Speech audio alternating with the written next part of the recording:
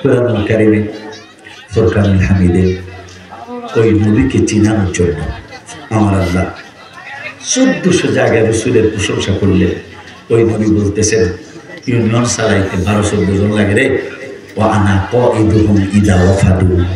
কিয়ামতের ময়দানে মুসিবতের দিনে সমস্ত মানুষের নেতৃত্ব, আমার কোনো মেম্বার চেয়ারম্যান লাগবে না রে, সমস্ত মানুষ আদম থেকে শুরু করে ঈসা রূহুল্লাহ পর্যন্ত শুধু নয়, কিয়ামত পর্যন্ত যত মানুষ পৃথিবীতে আসবে, আমার নূরের নবী সাল্লাল্লাহু আলাইহি ওয়াসাল্লাম কয় আমি একা সকলের নেতৃত্ব দিব।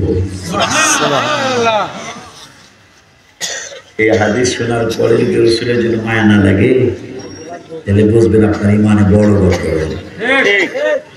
নবীজি বললেন দুনিয়ার মানুষ তোমাদেরকে আমি নূরের নবী সাল্লাল্লাহু আলাইহি ওয়াসাল্লাম জানিয়ে যাই।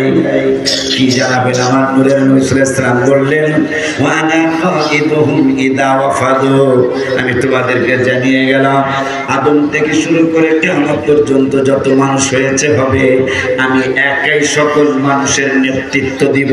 ওই নবীকে ভালোবাসবো নাকি আপনাকে ভালোবাসবো? আপনি তো আমার জানাজায় হাজির হবেন না, জানাজায় গেলে আমার ফতোয়া দিবেন, মোনাজাত দেওয়া যাবে না।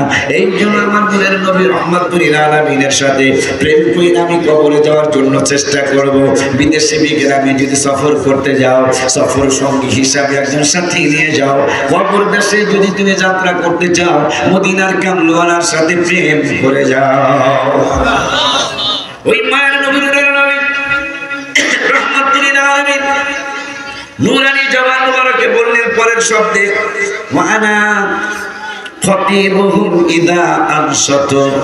আমার মায়ের নবী রহমাতুল আলামিন বললেন সব নবী রাসূলরা যখন চুপ হয়ে যাবে, মন্ত্রী মিনিস্টাররা চুপ হয়ে যাবে, সাহাবারা চুপ হয়ে যাবে, ওলিয়া উলিয়ারা চুপ হয়ে যাবে, সমস্ত মানুষ যখন একেবারে আনসাত মানে চুপ, সব যখন স্পপিউর মাউথ হয়ে যাবে, ওই সময় আনা খতিবুহুম ইদা আনসাত, আমি সকল মানুষের পক্ষ থেকে আমি নূরের নবী একা বক্তৃতা করব। প্রথম পাথর মারার দিন, পাথর মারা ওয়াজিব, হজের 6টা ওয়াজিবের একটা ওয়াজিব হলো পাথর মারা। তাই প্রথম যেদিন পাথর মারতে গেলাম আমরা মুজদালিফা থেকে, বাজার নেই, বাজার ওই যে সর মেরে ছিল ওই পাটি ছোট মানুষ তা ছিল, তোমার তার ওয়াজ বোঝে না, ওরা ঠিক কিনা, ওরা তার ওয়াজ বোঝে না, ছোট মানুষ।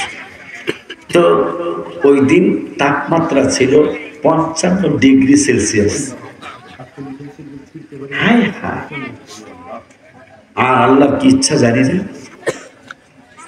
এই সবসময় কিন্তু সৌদি আরবের সরকার খুব সুন্দর খেদমত রাখে, রাস্তায় হাঁটার মানুষ কিন্তু বেশি, গাড়িতে তো পাথর করতে গাড়িতে আসা যায় না, হাঁটুর না মানুষই বেশি।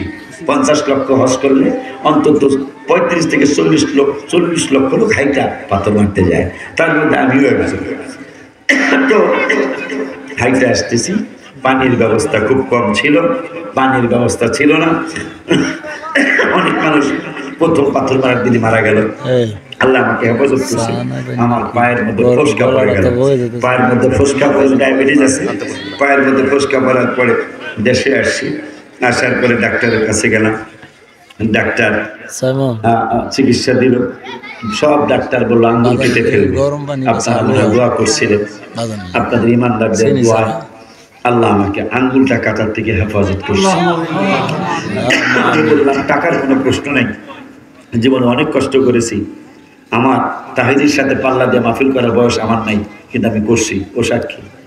তাহিদের 4টা করলে আমিও 4টা করছি, কিন্তু ওর বয়স তো 40-এর নিচে বা 40 পার হয়েছে হয়তো, আমার তো 55-র কাছাকাছি।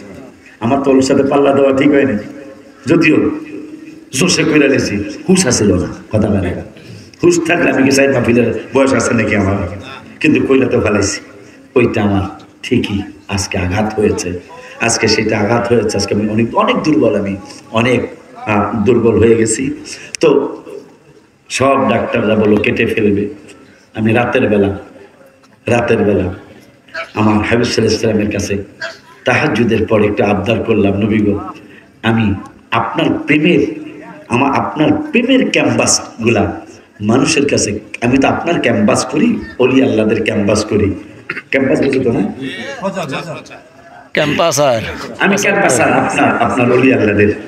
তা আমি সুস্থতা চাই আপনার ক্যাম্পাসগুলো আরো সুন্দর করে করার জন্য। আল্লাহ পরে আমি পায়ের মধ্যে সমস্যা, আমি হেঁটে নামাজ পড়তে যেতে পারি না। পরে মনে মনে চিন্তা করলাম, মনে হয় আমি বাঁচবো না, আমি মনে হয় চলে যাব, আল্লাহ মনে হয় আমাকে নিয়ে যাবেন। এই জন্য লিখছিলাম, নবীর কাছে আবদার করে আসলাম। নবীজি বলতেছেন, ওয়া আনা খতিবুহুম ইদা আমসাতু, মাহফিল সার্থক, মারহাবা।